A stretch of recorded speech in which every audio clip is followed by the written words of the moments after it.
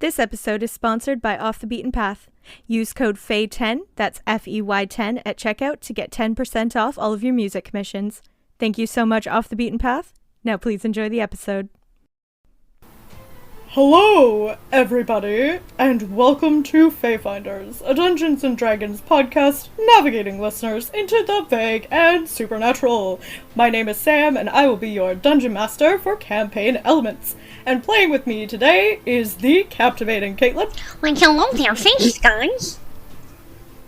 The amazing Amancio. Hey.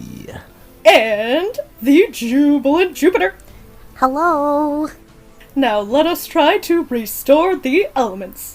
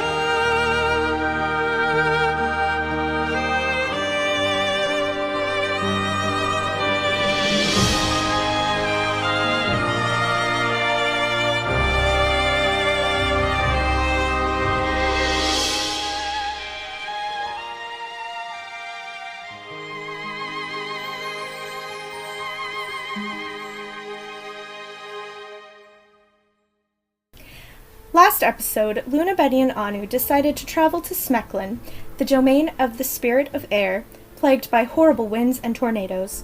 The party made their way through thrashing breezes into an underground city where they did not receive a warm welcome. Luna, Betty, and Anu were escorted by Thrush, a stout-hearted dwarf, to the town's matron, Galvatona.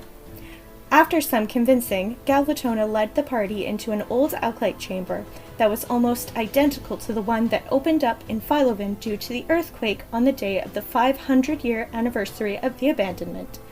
The party discovered another mountain has gone missing, where the Temple of Air should be, and have promised to investigate with the intention of freeing the air spirit, as they freed the earth spirit. We open with Luna, Benny, and Anu having just finished their trip to the tavern and a few shops in Smecklin, preparing to make their journey out to the missing temple. So right now you guys are kind of just standing outside the apothecary shop and getting ready to make your way to the missing mountain. Well, anywhere else you guys want to go before we go look for this thing? I think I have everything that I need. What's another walk to another mountain? All right.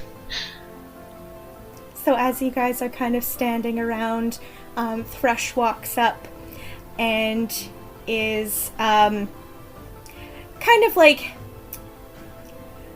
swaggering over.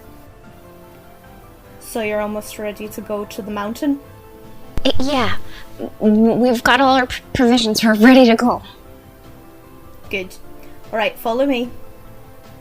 And he just starts walking over to the most eastern part of the city. So, the mountain was next to the old city on the surface. Good luck getting to it. The tornadoes there are far worse than those that are closest to the northern border. Right. Suggestions? Tips? Tricks? Don't get swept away and maybe crawl. And how would you advise not getting swept away? Could tie some rocks to your legs, he kind of says with a little chuckle. Yeah, sure. So you are led through the city towards another tunnel system that is almost identical as well to the one that you came through, just on the opposite side of the town. And Thrush indicates that you must crawl up to be able to get out. It's quite a steep drop again. And he says, keep low, and maybe turn on a light if you need. If you really can stop this blight, then I wish you luck and a very swift victory. And then he just sort of like walks away, kind of looking back at you guys with maybe a little expression of hope, but also with like, these guys are gonna die. Yes, thanks, Thrush. He kind of like puts his hand up as he's walking away, just as like a, yep, you're welcome. Are you guys gonna crawl up through the exit? Yeah, are we already tied to each other via rope? You haven't indicated, because you guys just were led straight from like the shops through the city to the back, or to the opposite end. How do we reason fastening ourselves to each other's sound? You know, if one of us starts to be dragged away, the weight of the others could keep them down. I like that idea. Who has enough rope? And Benny starts digging through her bag. Oh, I have 50 feet. I think that should be more than enough. Gosh, I hope so. I don't have any rope. Remind me to pick some up when we come back. Absolutely. Benny's then gonna take the rope and start tying it around everyone's midriffs so that we're all together. Probably pretty smart. And then leaving like maybe 5 feet, 6 feet of slack in between each individual so that we're not ping-ponging off each other trying to get out of here. Awesome. You can roll a sleight of hand to see if you can get the ropes really tight and secure. Okay. Ooh, a solid +0. Stellar. Ooh. Okay, starting the night with an 18. Oh, lovely. Okay. That's very good. So, you fasten the rope, giving 6 feet of slack around each of you. The rope feels very secure, and you feel like it's not gonna just slip off, and you're feeling like, this is good. Okay, starting the night off the best way we could. So you guys are gonna start crawling back up the slide exit. Yeah. Beautiful. Okay. So you exit the tunnel at the opposite end of the town that is very similar to the one that you accidentally slid down. Or not really accidentally, you guys did a very good job with that. That you slid down when you first got into the city. And you make your way back up, and you exit. The tornadoes are very extreme. You can see off into the distance that there's like maybe one every like 3 feet. You kind of have to weave through them. They're very aggressive in this side of the district. So yeah, you guys just start walking. It's about 6 p.m. when you finally exit from the underground city. And as you're walking through and dodging tornadoes, heading into the direction southeast, and you can see that there is a tornado that seems to be touching the sky. It is incredibly tall, and it is spinning very, very fast. But it seems sort of off. So the direction that it is spinning is going upwards, as though it was a geyser shooting into the clouds. It's about 10 feet away from you. Well, that looks suspicious and uncomfortable. 2 of my favorite adjectives. And as you guys can remember from last session, Thrush had said that the old mountain that has gone missing was near the old surface town, and that the largest tornado kind of like marked where that would have been. You know, I often tend to feel drawn towards things that are suspicious and uncomfortable, so I'm going to press onwards. Oh, absolutely. This whole thing is exactly that. Let's see what we can find over there. Alright, so you guys walk over, and as you are getting closer, you find that there is another massive crater at the bottom, or just below at the base of the tornado. So you can see that it is like a huge, like almost the exact same as the one that you found in Philovin in the northern tundra. And as you're kind of like looking at this tornado, you can see that it is indeed shooting up into the sky. That's something I never thought I'd see. Yeah, well, I thought I'd see snow for my whole life, but... Do you think we go down into the crater like Philovin? Or... And Benny's gaze kind of like follows the tornado up. Or do you think we have to go up that way? Luna kind of follows her gaze, and I really hope it's down. Check it out then, I suppose. Benny like walks forward a little bit and looks down over the edge of the crater. I need you to roll a dexterity saving throw. Oh no. Whoa. Also 0. Real strong points of mine this evening. 9. No. Oh, okay. Boy. Whoopsie-doo. And you guys are all tied together. Oh, no. This is a terrible idea. Well, it's beautiful. So Benny, as you are getting super close to the base of the tornado and kind of peering into the crater, you find that you are swept up into an aggressive wind of spinning air that is this tornado that's shooting up into the sky. And because you guys are all tied together, and because this is such an aggressive wind, once Benny is swept up, Luna and Anu are swirled in There's no into the tornado strength going save or up into the anything? sky. No, it's too late for that! Okay, because it's like... yeah, so the tornado whips you around as you ascend into the clouds. You feel as though you are 100 feet in the air when you finally reach the pinnacle. You are then blown 10 feet from the tornado's peak. The wind is whipping hard, so much so that it is hard to see through the tears welling in your eyes. The sky is fairly clear otherwise.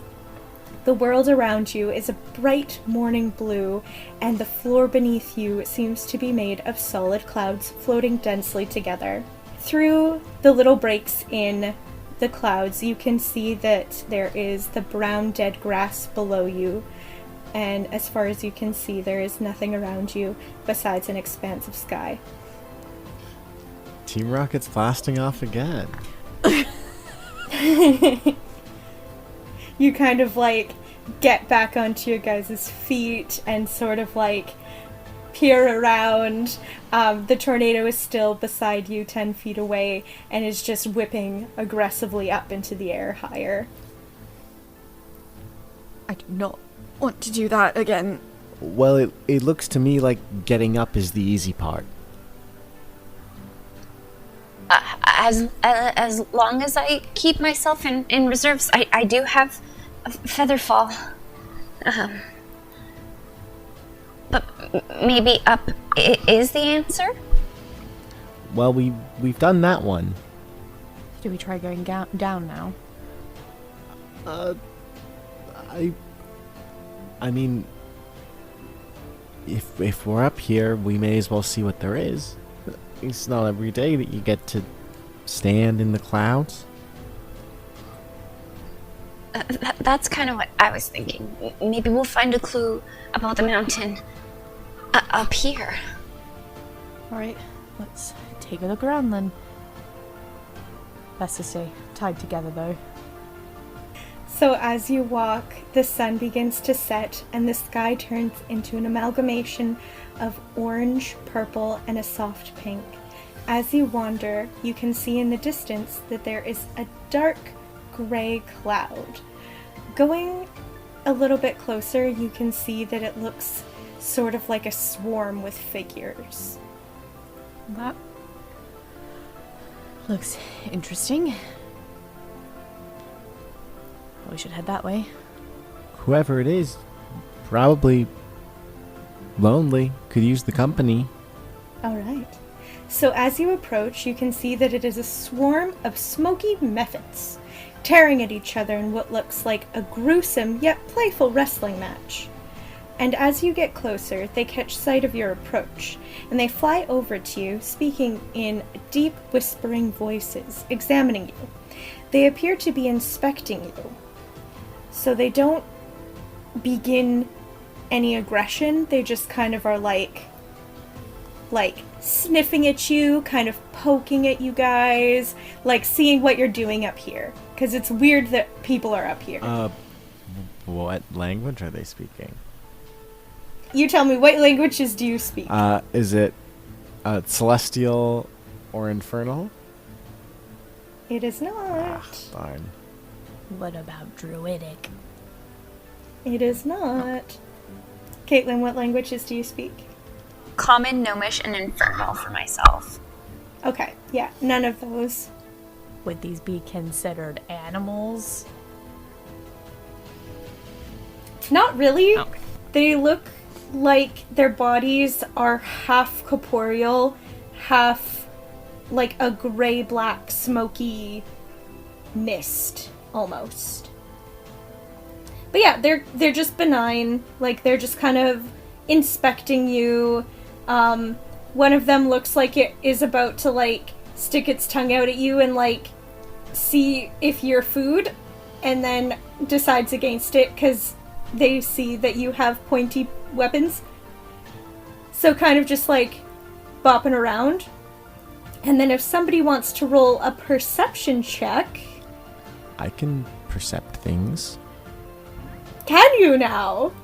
Well... How convenient. I percepted 17. You did? Ah. You did perceive. Alright. So, Anu, as you have these little spritey kind of creatures just kind of bopping around you, you can see a little bit further away that there's another smoky figure that looks awfully familiar. It dissipates in a low howl of wind, and the mephit's curious demeanor turns aggressive and agitated, and then they start charging at you. And now we're gonna have everybody roll initiative. Not again. That's 17. 17 as well. Oh yeah. And a 12 for Benny. Nice. And then who has the higher dex for both of your 17s? I have 12. I have 11. Okay, so by Anu one. first. Yeah. Jupiter. Oh, and then I think I forgot to mention, there's 4 of them in this little swarm. All right. Anu, you can take it away. They're starting to get agitated and aggressive and want to hit you with sharp, pointy claws. I am going to activate my radiant consumption and radiate a... How close are they to me? I should ask first. They're like literally in your faces. So let's do like the 5 feet. Okay. Yeah, because they were like right beside you when all of a sudden they shifted. That's perfect, because I will activate Radiant Consumption, and now I am radiating bright light in a 10-foot radius, and dim light for a 20-foot radius, and for 1 minute, or until I end it as a bonus action. Once a turn, I can deal an extra 5 radiant damage with any of my attacks or spells, and at the end of my turn, all creatures in within 10 feet of me take 3 radiant damage. So these guys are going to feel irradiated. Radiated. Yeah, exactly. Perfect. So that is my action. And my bonus action will be to hang out. Nice. Okay, and then because it's the end of your turn, everybody takes 3 radiant damage. Yes, unfortunately that does mean everybody. Oh. Just 3. Yes.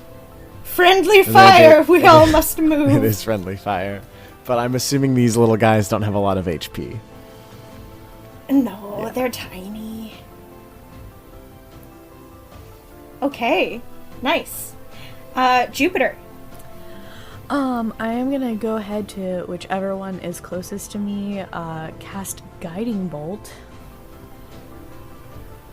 Yeah, go for it. They're literally all, like, right beside you. Okay. That is gonna be a 19 to hit. Of course. That's 4d6.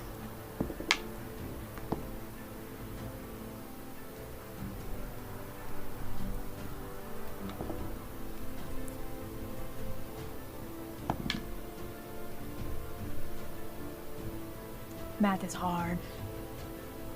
Math is hard. It's gonna be 20 points of radiant damage. Oh!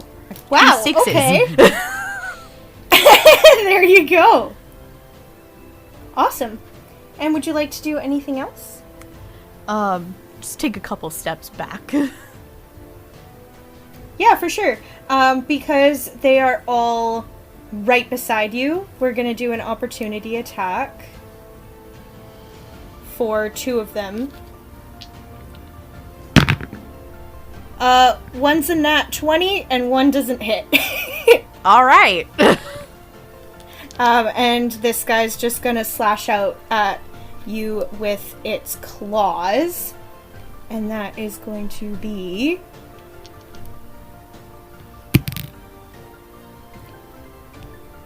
8 points of damage.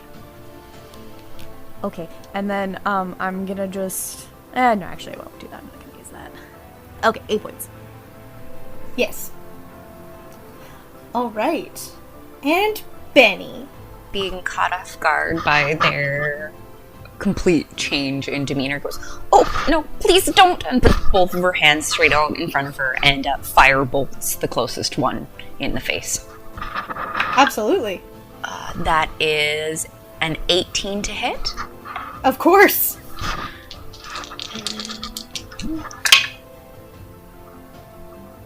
For 13 points of fire damage. Nice. These poor little guys were just having such a nice day, and then you guys just came in here. We were just And saying started- hi. It's Shadow Man's fault. You can't pin this on us. Perhaps. Okay, nice. Anything else for you? No, that'll be everything for Benny this go. Caitlin, we can't go blaming everything on the Shadow Man. Now it's the Mephit's turn. So 2 of them are going to try to attack Anu. One of them is going to slash out with claws 2 times. And your AC is 17. Okay, so one of them hits. And you're going to take 8 points of damage. Okay. And then Jupiter, I need you to make a Constitution saving Oh throw, no. as one of them is going to try to steal away your breath. Oh no. What did you get? That's a 3. Oh no. Okay. So you start to feel a tightness in your chest. You gotta put those in dice jail. You start to feel a tightness in your chest. The air around you starts to feel thick, as though you can't quite get it down into your lungs. You're wheezing a little bit and struggling to breathe. And for the next 3 turns, your movement is going to be cut in half as you feel too weak. Alright. And now, Caitlin.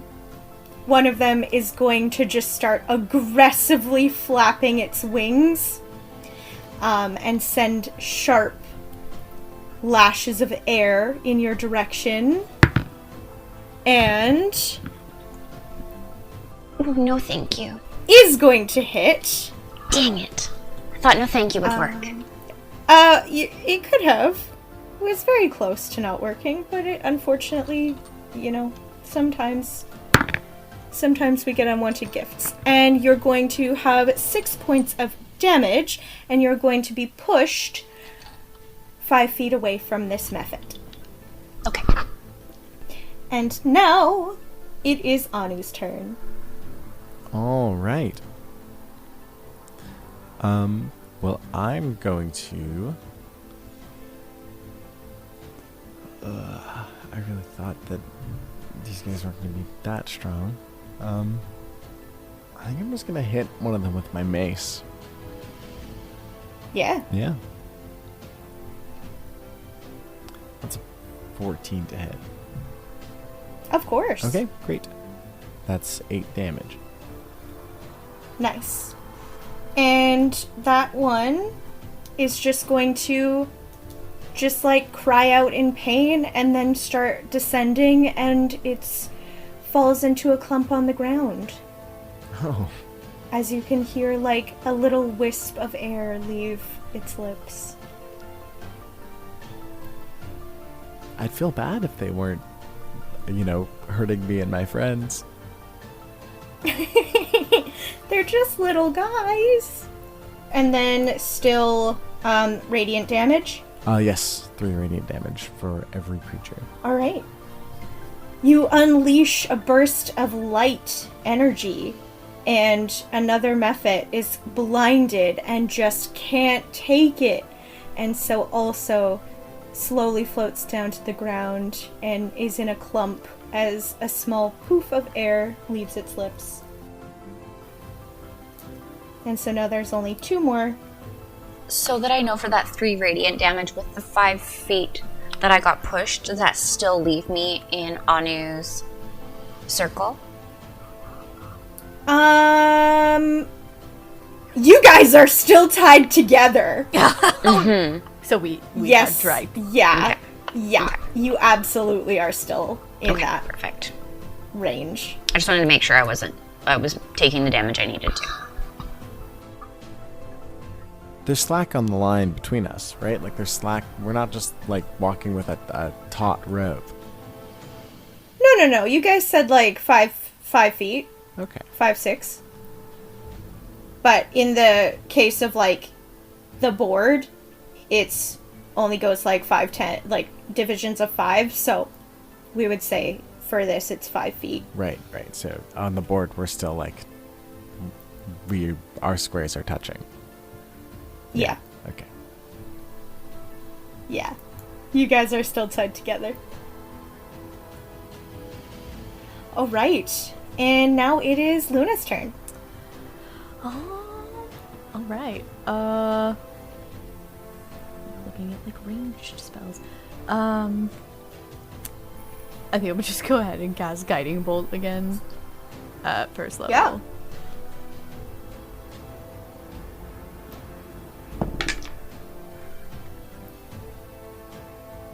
15 to hit. It does.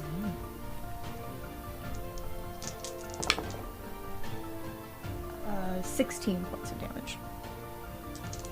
Beautiful. And as you shock this poor little Mephit with this big bolt of lightning, it's singed as its little wings start doing little plumes of smoke as it slowly floats to the ground and lets out a poof of air as it dies.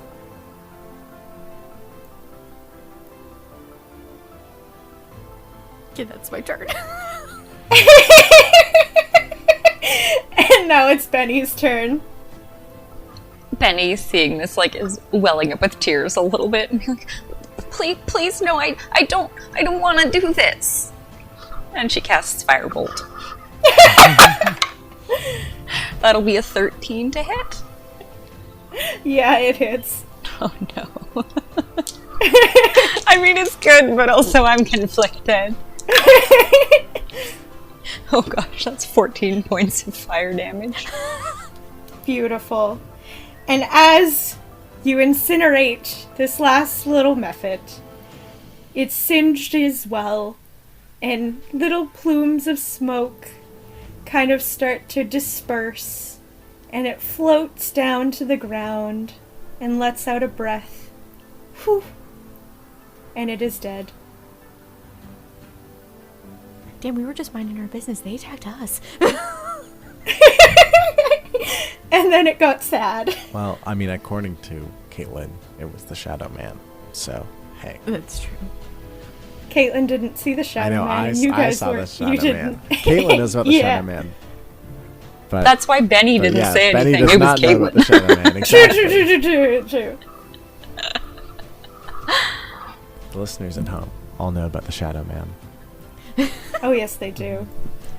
Speaking of, Anu's gonna say, do you remember the shadowy figure from the cave? I think I just saw it again. What? Where? Just up here, this figure of fog in the clouds made a howling noise and poofed.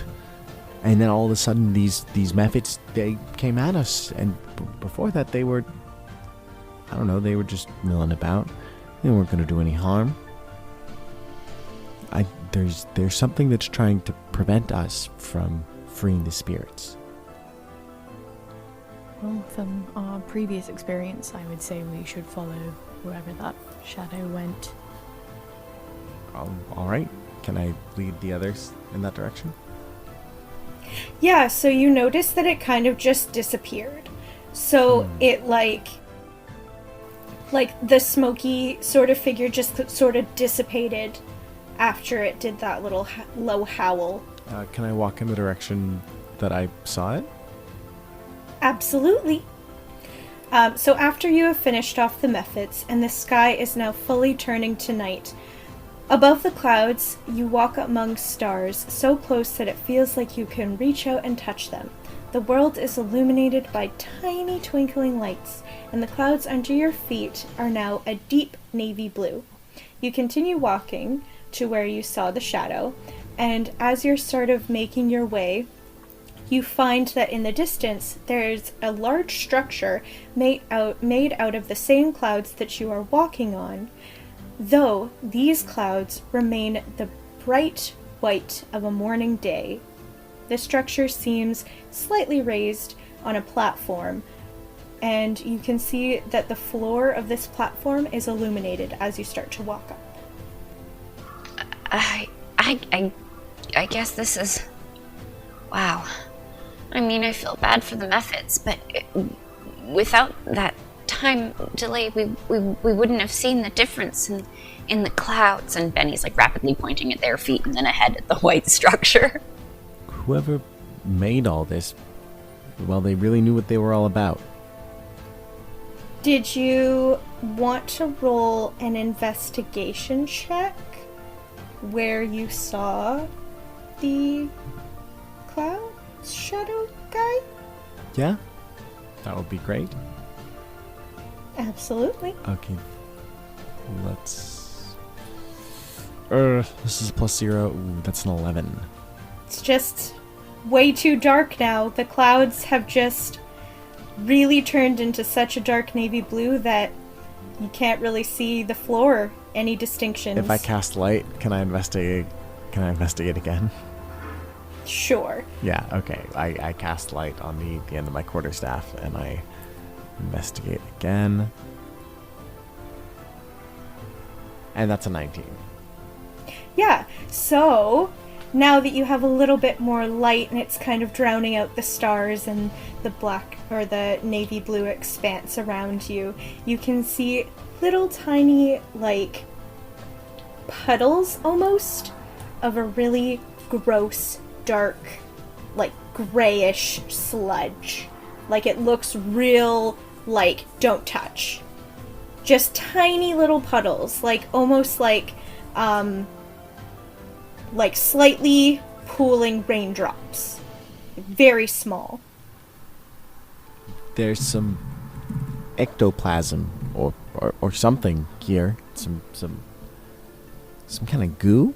The mention of goo, like, Benny's interest, like, perks up, and she digs in her bag and finds, like, a little implement, and she's going to go inspect said goo, making sure she physically doesn't touch it, but what she's holding does. Mm-hmm. They call her Goo Inspector Benny. Do you want to roll a... Roll an Arcana. Okay. I feel like a boss. 24. Nice. Okay, so this is incredibly toxic. It looks like a substance from, like, a creature, sort of. It looks like residue from something. And it doesn't look like a naturally occurring substance. Does it look like something Benny could scoop up and put in a vial? You know that you definitely don't want to touch it at all. Like, you're pretty certain that whatever this is gonna cause severe, what are they called? Symptoms, I guess, if you were to touch this. Like, potentially either madness or straight up death or unconsciousness or something real bad is gonna happen if you touch it. Okay. Even through a glass vial? You had such a high thing. Yeah, it seems like maybe you should not touch it. Okay. No nice way to put this, guys. That is severe danger goo. Danger goo? Please don't touch it. Please don't go near it. If you ingest it in any manner, bottom of your shoe, heaven forbid your tongue, you won't make it back to Philovin. Oh, jeez. And Anu starts, like, checking his shoes for it to make sure that he didn't accidentally walk in it while he was looking around that platform. Mm-hmm. And you didn't. Okay. Got it. Don't touch the goo. I think at this point, if you guys are feeling comfortable, maybe we should take off the rope belts and goo dodge, not as a train. I'm okay with that. Yeah, that works for me. So then Benny will take a couple moments here and just unlash everybody from the rope, recoil it, and then tuck it in her bag. Mm-hmm. Right, well, the goo really seemed to be our only clue. I'm not sure as to which direction we should head while we're up here. Does the goo look like it's in a trail, like we're following something, or could potentially follow something like injured or wounded? No, it looks like just a puddle left exactly where that shadow figure stood before it dissipated. Does someone want to roll me an history. I feel like Benny's in it to win it now. She's just super invested in everything.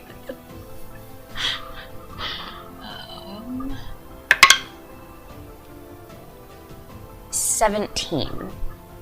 Yeah, so you think back to when you guys saw that vision after you freed the Earth Spirit, and this goo looks like the same sludge that was being expelled from the shadow figure in that vision.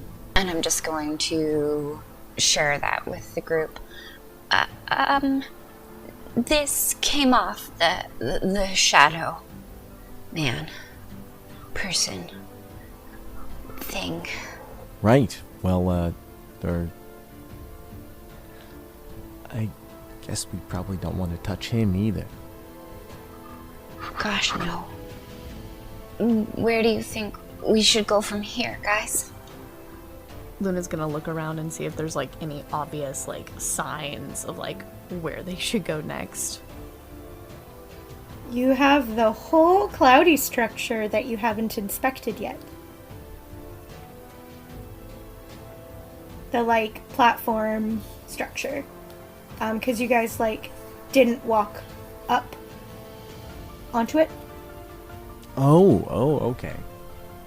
You kind of just like stood back and like we inspected the shadowy figure's last known location.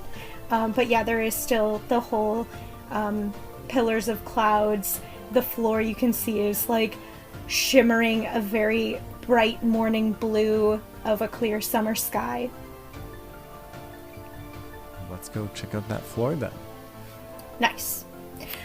So as you walk up to this platform, you can see that on the floor there are 8 equal squares sectioned off by borders of shimmering silver lines. At the center of each square there is a symbol etched into the ground with the same silver. One of the squares has the symbol of a cloud, one a raindrop, one a vibrant sun, one a lightning bolt, one a blooming flower, one with 3 intertwining leaves, one with a snowflake, and one with a great tree. Benny will look at the pathway and open her bag and start taking the rope back out. This looks like something we could fall through. Right. Yeah. Maybe like 10-foot hand loops? What do you think? Yeah, I think that would keep us together but give us a little bit more mobility. Yeah? Well, let's try it. So Benny will lash nice, like handhold loops 10 feet apart on the rope and then give everyone their loop. And then she's going to look back down at the 8 squares. Is there anything about this that seems like a pattern that's standing out to her at all? Roll an insight. Sorry. I rolled 19 for a 25. Oh, gorgeous. Dang. Why are you sorry? So very clearly you are like struck with this realization. Guys, these look like the 4 seasons. There's like 2 symbols for each thing that just look like gives you the vibe of the seasons. So do we think we would step on the season that we're in? Or the season we're from? Maybe we go to the snowflake, or... What about you, Luna? Any thoughts? Could it be something where these squares are kind of like almost like buttons, like they cause the weather that's on the square? Maybe. So we should try. It's windy and it's hot. Do we think that rain or snow would be best suited to quell this? Rain, maybe? Benny's going to then dig in her bag and pull out one of her, pitons from the gear she has and toss the piton onto the raindrop and see if anything happens. Okay, so you give this little metal bar a little toss. It lands on the raindrop with a clank, and nothing happens. Okay, so either that piton thing isn't heavy enough, or that's not the right one. What if it's like... So in the room back under the mountain, we had to put dirt everywhere to activate. Could this be something similar? Where it's rain, we need water. Something like that. Maybe. Benny will then walk forward with her water skin, open it just a tiny bit, and pour a tiny little splash out on the water droplet, and then put her water skin away. And just watch to see if anything happens. Are you standing on the square? I am not. Nothing happens. She leaned over. Mm-hmm, Yeah. mm-hmm. Oh, so you guys are poured. on the perimeter? Mm-hmm. Yeah, so you pour a little bit of water onto the raindrop and nothing happens. Can Anu, dip a toe onto one of them? Yeah, how much pressure are you putting on? Not enough to support myself, so I'm not putting my weight into it, but like as if you were to dip your toe into a bathtub. Like a tiny dip? Like a pop in and out? No, I'm gonna put my foot in here and see what the temperature's like. Okay, so it's a little bit of an extended pressure? Yeah. Okay, so as you put your foot onto the raindrop symbol, you can see that the square starts to glow a little bit of a lavender purple. Oh. Can I step onto the whole square? Yep, and then once you step on, it starts to glow vibrantly in a lavender purple. Well, I maybe we just need to stand on all of these, or hit them in a certain order. With Anu on the square and it glowing, looking around, has anything around us changed? Not yet. Luna's gonna stand on the... Anu, which one are you standing on? The raindrop. Okay. Luna's gonna step fully onto the cloud one. The cloud one. Benny's gonna dig her heels and embrace herself just in case. Okay. So you step on the cloud one, and that one starts to glow a very faint white yellow, and then you feel a rumble starts to happen a little bit, and then you hear a crack in one of the cloud pillars.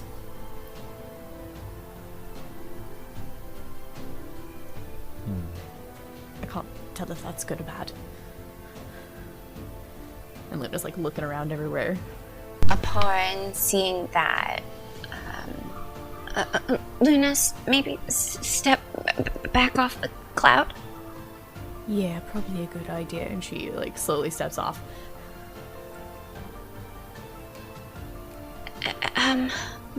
Maybe before fully stepping on it, we try the toe tap that Anu did. If the raindrop is something, do we think the lightning bolt would go alongside that? Perhaps. And Luna moves over and does what Anu did on the lightning one, just testing the waters. Yeah, so you step lightly onto the lightning bolt, and you see it glow a tiny little orange light, and the ground starts to rumble a little bit, but you don't hear the big crack. Takes her foot off. That doesn't seem right either. We've got a cloud, raindrop, sunshine, lightning, snowflake, a big tree, intertwined leaves, and what's that far one? I can't quite see it. a flower. What do you think, Luna? Well, nothing bad happened with rain. Lightning wasn't terrible. Didn't cause a crack. Maybe the flower? Like, rain provides something for a flower. And she'll walk over and kind of gently press down on the square with her foot. Yeah, so you stand onto the symbol of the flower, and the little square starts to glow a vibrant lavender purple. And both of them kind of like shine up with lavender, like a light source kind of like turns on and then kind of goes dim into the floor. So it kind of like glows, but it's not shining super bright like it was when it kind of turned on. And is Anu Square still really bright, or did it do the same kind of like really bright then dim? Yeah, they both did it at the same time. Okay. So the rain and the flower kind of like shone lavender purple, and then now they're just kind of like glowing lavender purple. Okay. That seems right. It's the same color. Maybe it's rain, flower, cloud, lightning? No, cloud. Do we think it's a continuous pattern? Or do you think we're playing a match game? And we need four pairs of two. Sam, what color did the cloud glow again? A super light yellow that almost looked white. And then lightning was orange. Mm-hmm. Okay. Rain and flower glowed purple, cloud was yellow, lightning was orange. Remember those. What happens if I step off the square? The glow is still on both of the tiles, even when you step off. Okay. Oh, and if I step off, Yep, the glow is still there. can I walk over to the cloud tile? Yeah, so you walk over to the cloud tile and you stand on it, and you see that it goes into a super light yellow. It almost looks white. Luna's going to approach the sun tile. Okay, do you stand on the sun?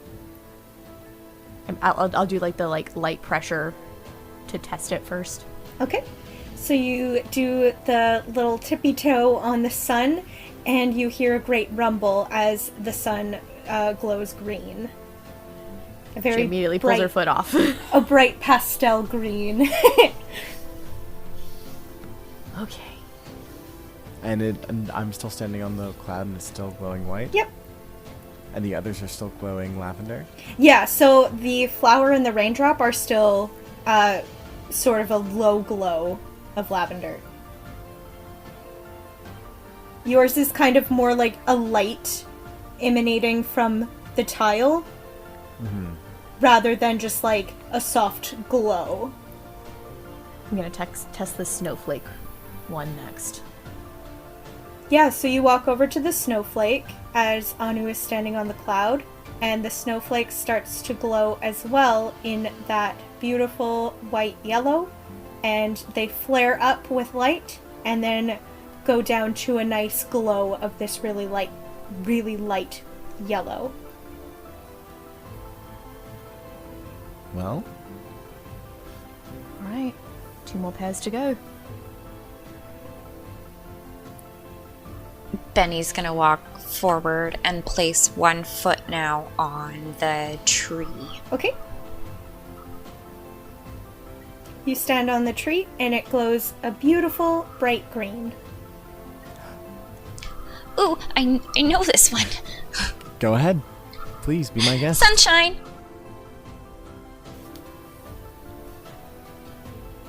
So Benny, you're standing on the tree, and is anybody walking over to the sun? Oh, yes. Anu's gonna walk over to the sun. Okay.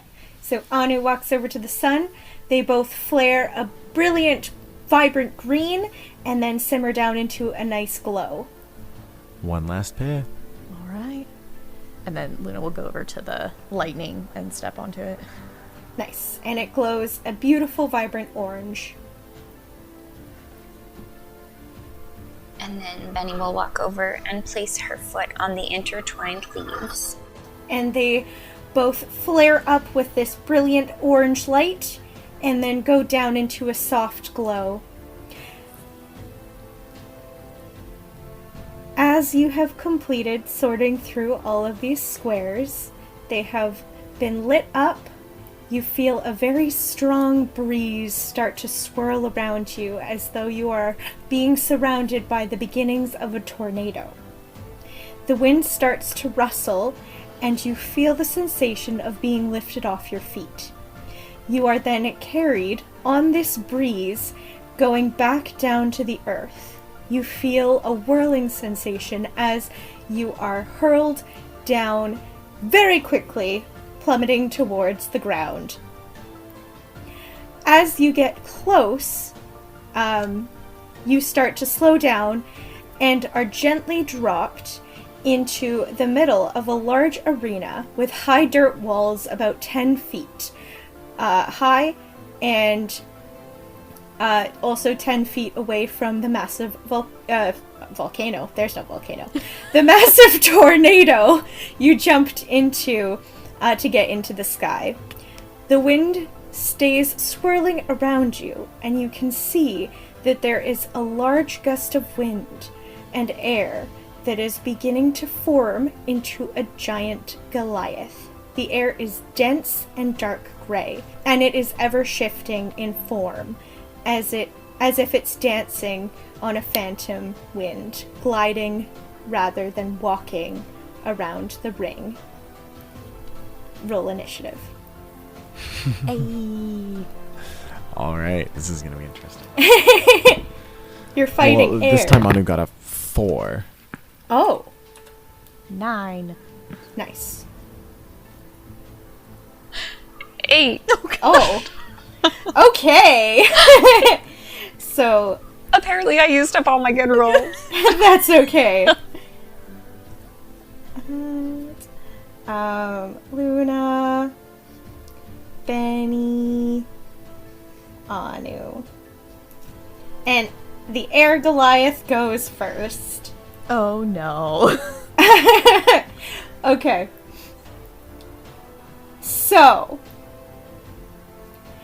first of all, I would like for Anu to roll a Constitution saving throw. Oh boy, that is going to be an 11. Okay. You feel the whipping of wind start to shoot towards you. You feel your eyes start to sting as you are being bombarded by air that's just whipping in your face. And for 5 turns, you go slightly blind and will have disadvantage on attack rolls. No. Great, wonderful. The air is just like hitting you so aggressively. My eyes, I can't see anything. And then Benny, this a huge gust of air is attempting to force you backwards to hit you against this big dirt wall. These little mini tornadoes start to shoot into your direction, and you narrowly dodge. You kind of like scoot out of the way just in time to miss this gigantic blast of air, and you can see at the back wall debris and dust starts to fly as the force of it just hits into the dirt wall. And then, Luna, it is your turn. Oh, okay. I thought I was about to get attacked. No. Okay. I'm gonna go ahead and start by casting Thunder Wave at 3rd level. Mm-hmm. And it is a con save. Sure. Does a 17 save? Yes, it does. Could be half or whatever a 4d8 is.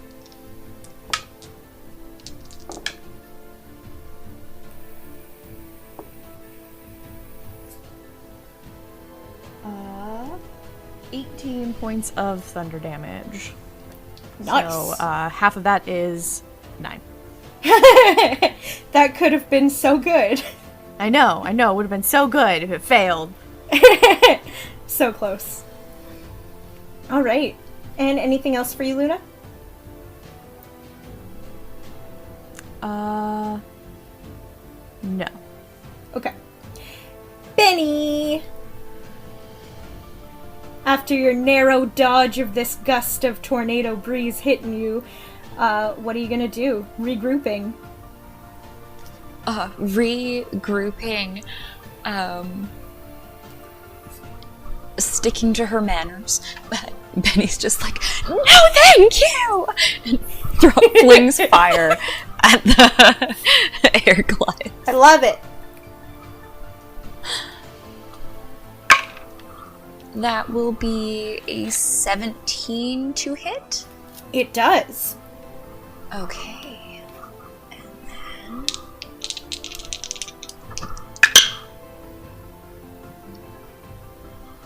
that will be 11 points of fire damage.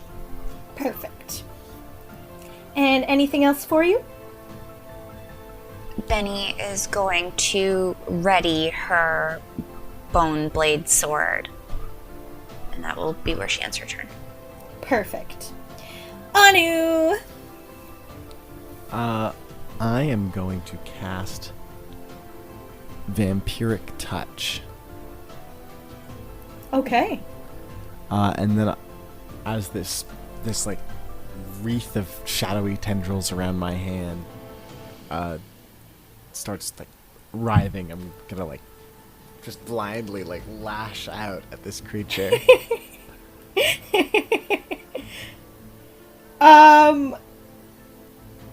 Let's have you roll just dexterity and see if you can, with disadvantage, to see if you can stumble into this air Goliath. Oh no! Because you can't see, so you're just kind of walking blind. Well, with disadvantage, that's an 8. Okay, yeah, you are stumbling and you start running towards one of the farther walls, and you kind of touch the wall and just hear this little bit of cracking as some debris and sand and dirt just kind of fall onto your hand. I'm gonna get it eventually. Yeah, you will. Okay, that's my turn. Amazing.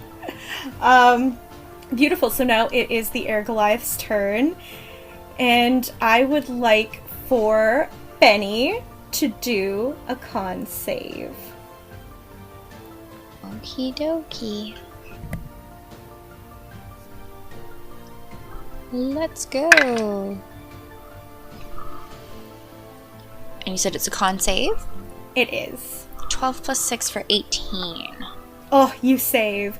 So as the air just kind of starts to whip around your eyes, you sort of shield it just before it really hits your face, able to kind of dodge and shift away from this swirling vortex that was going towards your head, and you swat away the air and it sort of disappears.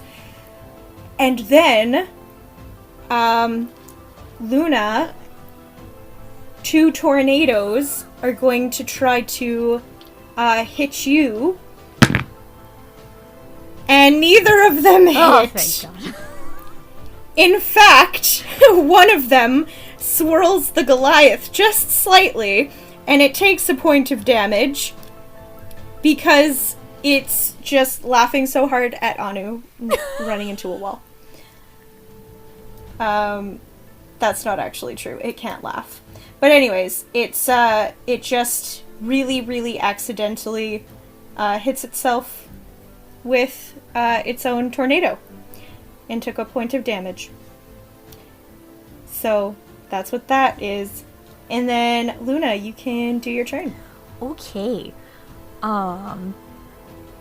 Luna's going to cast Call Lightning at 3rd level. And so a big storm cloud kind of appears above, like in the arena. Would you consider, for the spell, would you consider this stormy conditions? Sure. Okay. So the cloud appears, and then I'm going to center, right where the creature is, a bolt of lightning that flashes down, and that is a Dex saving throw. For sure. Nope. You hit. Okay. Let me do. Okay, so it would normally be 3d10, but because we're in stormy conditions, I get an extra d10. Beautiful. Now I have to math. Okay, that is going to be 22 points of lightning damage. All right.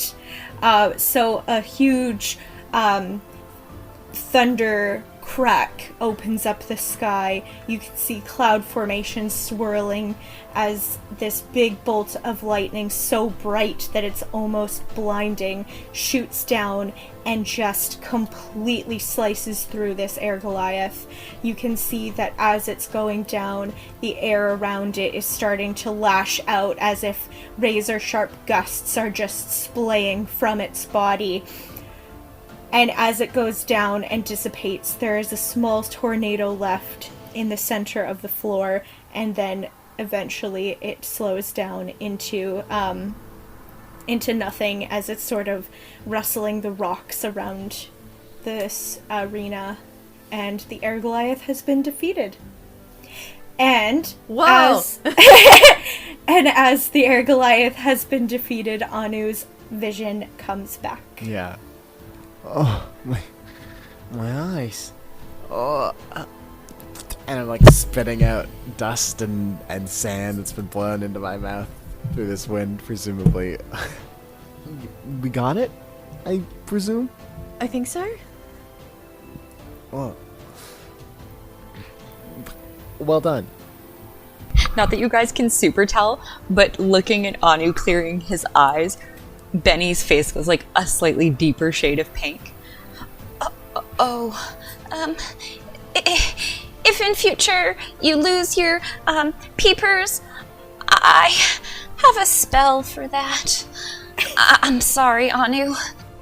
I'm like, how do you mean lose my peepers? Because if they come out, or If you're blinded or like poisoned or deafened, paralyzed, I know something for that. well, those are the four things that happen to me the most, actually. So I will definitely let you know the next time I struggle with them. Okay, good. And then Benny like elbows Luna a little bit. Well done with the lightning and the thunder and the Thanks. So, what now? I'm glad you asked. So, you have defeated the air Goliath, and as you guys are kind of wiping off the effects of battle and sort of regrouping, the floor around you begins to sink beneath the earth. It starts to go down, and you are submerged 40 feet down. Their walls start to look even larger and are looming around you, and as you descend, you can see that there is an arched doorway that reveals itself on the easternmost point of this ring. Well, I would venture to guess that that door is where we need to go. Yeah, that tracks. So you head towards the door, and as you enter, you see a vast open field that looks like it goes on forever. There is a warm, pleasant breeze filling the space. The grass is vibrant green and dancing in the light breeze. The sky above is a clear summer day that is so blue and dotted with puffy clouds that are floating by. As you go deeper into this field, you can see that there is, 15 feet into this field, you come to what looks like a cage of whipping winds. There is a bright pastel yellow orb floating in the center of this cage. It is bobbing up and down and starts to move a bit faster as you approach. It looks as if it is eager to escape, and it's almost starting to like thrash itself against these whipping winds, only to be bounced back. Benny's gonna approach the enclosure and look to see if there's like a locking mechanism, or if she thinks she or one of them have to smash it open. You can roll an investigation. Nope, I don't know. What did you? 5. What did you get? 5? Oh. 5. You literally can't see anything. It just looks like whipping winds with small breaks in between, so you can see through this cage. But it's just like a constant spinning circle of like 5 crossing points of just wind. I want to try to touch it. You try to touch it Yeah. with your bare hands. Yeah. Okay, you try to touch it, and the wind is going so aggressively, your hand gets blown back, and it almost slashes your hand open and gives you 1 point of slashing damage with how aggressive, and you have a slight cut just on your palm. Okay, don't do that. Don't do that. Fair. Benny is going to take her bone blade sword and like look at where the orb is in the inside, and she's going to like gesture to it. Stay left, and she's going to slash down at the one side, trying to make sure that she's as far away from the orb as she can be while she just slashes at the air enclosure. Yeah. So you slash down at the air enclosure with this blade, and you can see that as you do, there is breaks in between the air currents. So as you're going through, the blade does go through, but as soon as the blade leaves that spot, the air continues to rush around. So it breaks it only for an instant. But it does go through. This might be risky. Take a step back. Benny's going to sit in front of the enclosure, have her sword in one hand and her dagger in the other, slice into it partway together, and then try to pull her hands apart to try to create a little space. So yeah, so you have a dagger and your sword. Yes. Okay, so you put those two in between the air currents, and as you do, there is a break in the wind. The spirit escapes and bolts from the cage, and as it does, whizzing towards the door archway from where you came, the wind swirls around you, and the cage starts to encapsulate you, encasing you in the whipping winds. It closes out all the breaks between the wind streams and is going incredibly fast. You are now stuck inside of this wind cage. The wind starts to change in colors and morphs into a scene around you as if it was a projector screen. And in this vision, you can see the smoky, toxic figure reaching the top of the mountain surrounded by the stone city.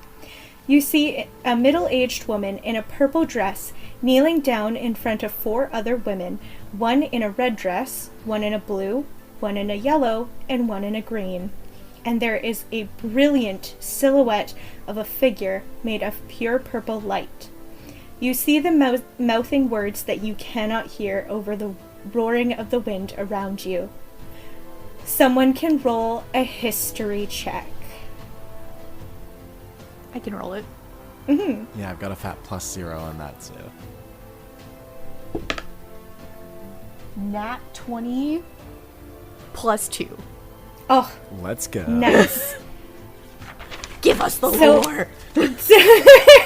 So Jupiter, as you're looking at this scene, you can tell that these are the high priestesses of old, and a new high priestess in the purple dress is being anointed.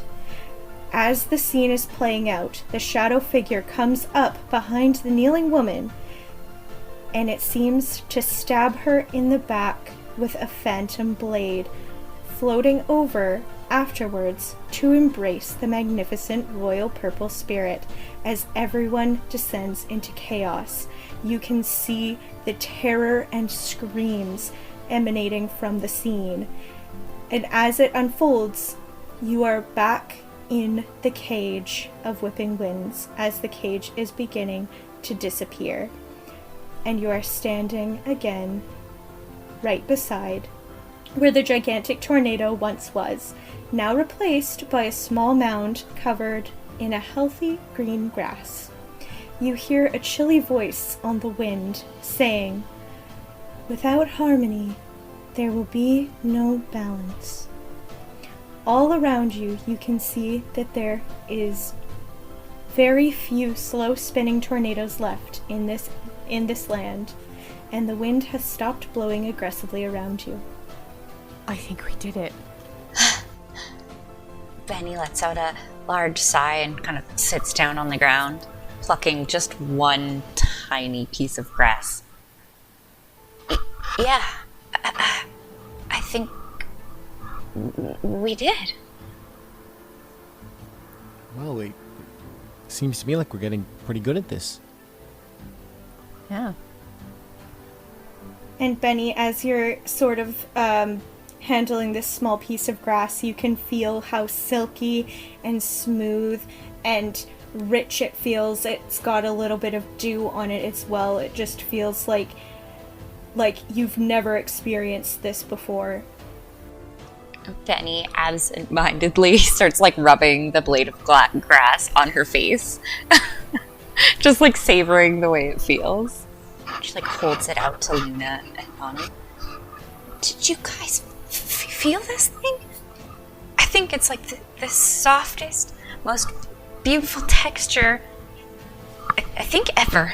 Luna kneels down next to Benny and just kind of puts her whole hand into the mound of grass. Yeah, Anu's gonna do the same. Yeah, you guys are just enveloped in this silky grass and just feeling so it feels warm, as if it was sun-kissed, and just so relaxing. This feels like sitting outside on a warm summer day or reading the best book you've ever read and just being so consumed with this calm relaxation and just in this one little mound pocket. Staring up at the sky, it looks to be more clear and a little bit more blue.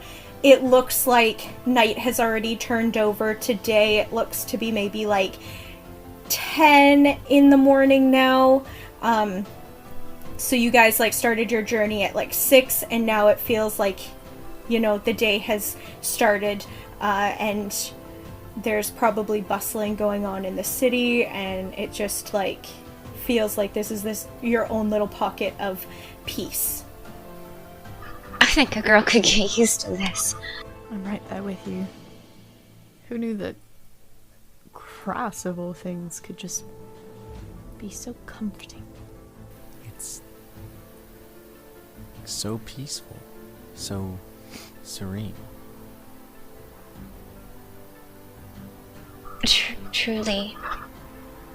Well, not that I want to cut this short, but do we want to head back to Smecklin? Into the city? And tell everyone? I think they'll be very, very happy to know, and I don't think we should hesitate. I'm sure after so long living underground, I can imagine what it would be like for them to be able to actually be out here again. Not wanting to give up her little blade of grass, Benny's gonna tuck that into a pocket. She's gonna pluck one more single blade of grass to show Galvatona when they get back in to the city. Nice. So you make your way back to Smecklin. It is a much easier trek because there is not the whipping winds and the aggressive tornadoes. You find the entrance again and slide down into the town. And once you return, the people around you are looking at you in surprise. As you sort of get further in and approach where Galvatona's home is, she comes rushing out, closely followed by Thrush, coming running up to you with hope disguised as anger contorting her facial expression. How have you returned? What state have you brought to our lands? Benny, unable to find words, just shoves the blade of grass forwards towards them. What is this? It's from a spot that was revealed when we freed the spirit and the giant tornado disappeared. The surface is safe now. As soon as Luna says that, Benny grabs Galvatona's hand, pulls it towards her, and places a blade of grass directly in it. And just says, grass. You can see she's kind of skeptical and looks a little bit like, oh, how dare you have touched me? But kind of inspects it, and she's moving it around her palm and feeling it and kind of running it through her fingers. I can't believe you've done this. How? Well, never mind. You shall have a place here. And we respect strength. If you were able to free the spirit and stop the tornadoes, then we will accommodate you here tonight. You will be welcome in Smecklin for as long as I am matron.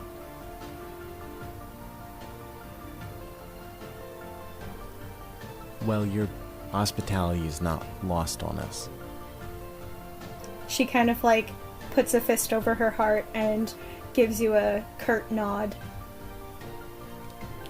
Anu does the same back. We'll find room for you at the casket.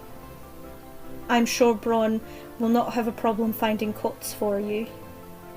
And of course, a lovely breakfast before you leave tomorrow.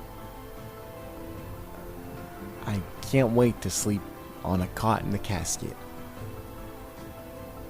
It'll be lovely. Thank you. Yes, thank you. She kind of nods, and you can see for the first time in your 2 days of knowing this person that her face is actually starting to look almost pleasant. She doesn't have the sharp grimace that she usually has. She almost looks like bordering subtle contentment, and is very pleased. She's still rubbing the grass between her index finger and her thumb as she starts to lead you toward the casket. And as you guys are walking through the town, people are just looking at you in surprise as you can kind of deduce that everybody kind of heard what you guys were going out to do and are shocked that you've made it back, seemingly unscathed. And as you guys head into the casket, you can see Galvatona go up to Braun to kind of bark orders and say you're going to get them cots, you're going to give them the best breakfast they've ever had tomorrow, and you're going to make sure that they get everything they need and a good night's sleep. Or day's sleep. And then as she's done kind of setting all that up with Braun, she turns back to you all and says, "Thank you for all you've done." As much as I'd like to say, you're welcome. Our actions were for everyone. For our world. For the future. well, it still is greatly appreciated in my city. Now we'll be able to go to the surface, and we haven't been able to do that in a very long time. Oh yeah, it's a lot less windy up there right now. Well, will we be heading back to Philoven then? We have a couple other stops to make. I suppose so. Well, we'll make sure that you're stocked with provisions before you leave. I appreciate it, thank you. You're welcome. And she kind of looks like she's about to say something else, but then just sort of turns on her heels as she walks out the door. After she leaves, Luna just kind of look at everyone and just be like, I think we might actually be winning her over now. Yeah, I mean, ridding the surface of tornadoes and ensuring that all of her people can move back up to the surface where they can see the sun every once in a while. I'd sure hope that would start to win her over. So it'll be a rest for us, and then setting off tomorrow already. Wow. And as you guys are kind of chatting, Braun comes out with a bunch of bedrolls that look like they're extra cushiony and some pillows, and you just see this poor little gnome just drowning in these piles of beds and pillows and blankets, and just kind of drops them on the floor and starts to kind of arrange them nicely in between the tables. Well, there you go. Did you bring me back anything cool? To be honest, the only thing that was relatively cool, besides the blades of grass, was actually super toxic. So it would have been a bad idea to bring it back. Huh. Well, you still could have brought it back. That would have been interesting to inspect. It looked a little dangerous to get close to, so I don't know if we would have wanted to bring it with us. Yeah, but you still could have brought me something. But that's okay. I'll go start your stew. Stew. I don't think I ate enough breakfast yesterday. I'm starving. I'll put on 2 pots. Thank you. Once Braun steps away, Benny sticks her hand in her pocket, pulls out her blade of grass, sticks her hand in her bag, and pulls out that journal that Ro gave her. Opens it to a new page and puts the blade of grass in it. And she whispers to the blade of grass, "I'm sorry, Braun, but this is for my dad." And then closes the book. Nice. So you guys get your soup, and you get your bedrolls, and Braun kind of before heading out to his own private quarters, kind of sits up on one of the tables, struggles a little bit to kind of climb up, but just sits cross-legged, and is so where are you going next? Excellent question. Benny pulls out the map that they had gotten and was looking at it, trying to decide whereabouts they would go next based on it. But she can't decide because she's looking at the map right now. She can't remember where she is. Do you need me to tell you? I was looking and I've got the names, but I don't remember in relation whereabouts we are. So, Philoven was the toppest north.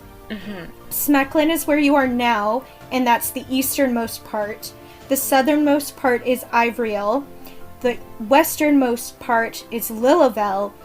And then Darborough is the center city sort of thing. Center district.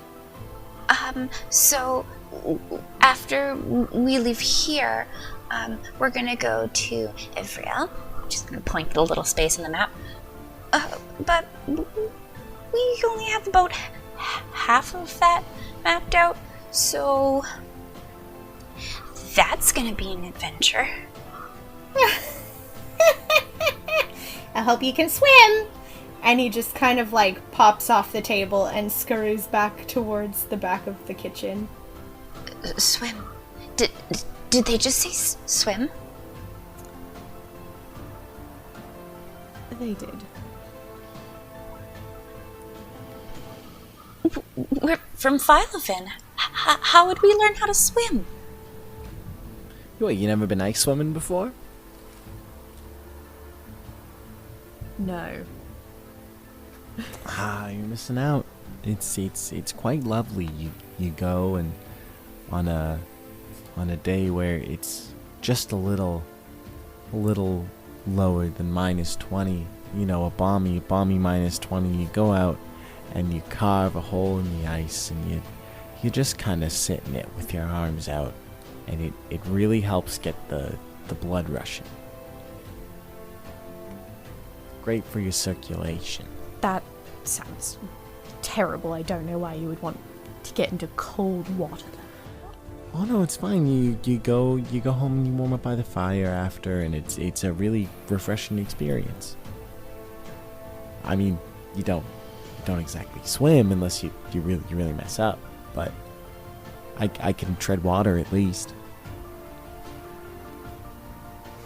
Well, that's better than myself.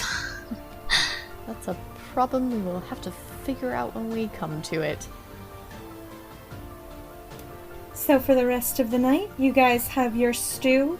You enjoy this last bit of relaxation before your next bit of journey. You sleep for most of the day and wake up and enjoy the rest of what the city has to offer before you start to prepare for your next stage of the journey. And that's where we're going to end tonight. Wonderful.